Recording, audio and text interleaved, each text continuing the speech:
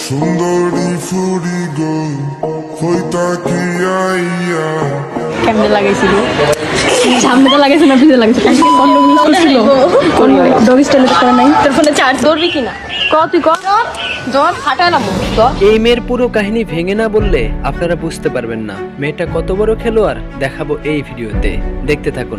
সম্পর্কে যা যা বলেছি সবই ছিল অভিনয়। আল্লাহ গো আল্লাহ, কি মিথ্যা কথা বলে!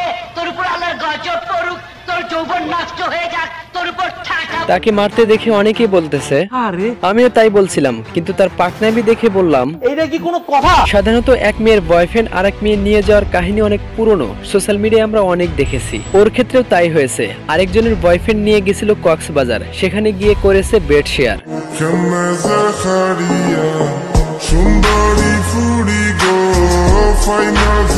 মজা আয়া।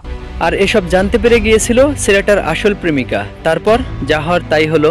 ফাটালাম দর ফাটালাম বলছি বলে কান ধর আমি আর কোনদিন এগুলো হাসতেছে কোনদিন কারো বয়ফ্রেন্ড নিয়ে টানাটানি করুম না। আমি কোনদিন কারো বয়ফ্রেন্ড নিয়ে টানাটানি করব না। আর হইলো কোনো আর কি এই যে ফ্রেন্ড সার্কেল কারো বয়ফ্রেন্ডের লগে কোনোদিন কথাই কমু না। আচ্ছা, ফ্রেন্ড সার্কেলদের কোনো বয়ফ্রেন্ডের সাথে কারোর সাথে কথাই কমু না, এক কথা, ঠিক আছে? যাই হোক, তার মাফ করে দিছি। আর কোনোদিন এডি করিস না, বুঝছস? মাপ চাইছস, ঠিক আছে? আর কোনোদিন এডি করিস না। আর কারো বয়ফ্রেন্ডে টানাটানি করবি? আর কারো বয়ফ্রেন্ডে কক্সে যাবি? একটা মেয়ের নির্দিষ্ট কয়েকটা বয়ফ্রেন্ড থাকা সত্ত্বেও অন্যের বয়ফ্রেন্ড নিয়ে বিছানা গরম করা কিছু কিছু মেয়ের চরিত্রের সাথে মিশে গেছে। তাহলে একবার চিন্তা করে দেখেন ওই মেয়েগুলোই কেমন, আবার ওই মেয়ের বয়ফ্রেন্ডগুলোই কেমন।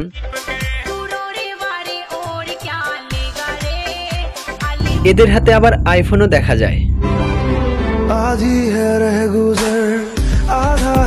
আমি শুধু চিন্তা করি এদের পরিবারগুলো কেমন। এদের পরিবার থেকে আইফোন কিনে দিবে বলে মনে হয় না। এরা একটা করে পটায় আর কক্সবাজার যায়, গিয়ে আইফোন জোড়ায়। এই হলো তাদের চরিত্র।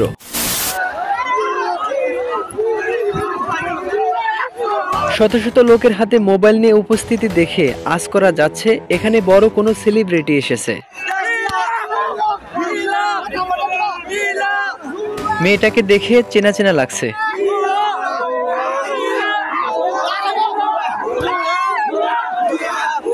স্লোগান দিচ্ছে নীলা নীলা বলে, তার মানে এটাই সেই ক্রাশ নীলা।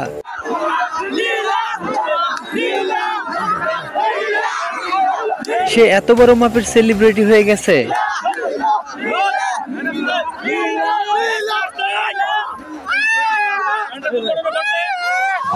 খাইছে জাতা, এবার বোঝো ঠেলা। প্রিয় ভিউয়ার, ক্রাশ নীলা অর্থাৎ কক্স নীলাকে দেখে সাপড়ি পোলাপান চিপায় ফেলে ইচ্ছা মতো চিপে দিয়েছে।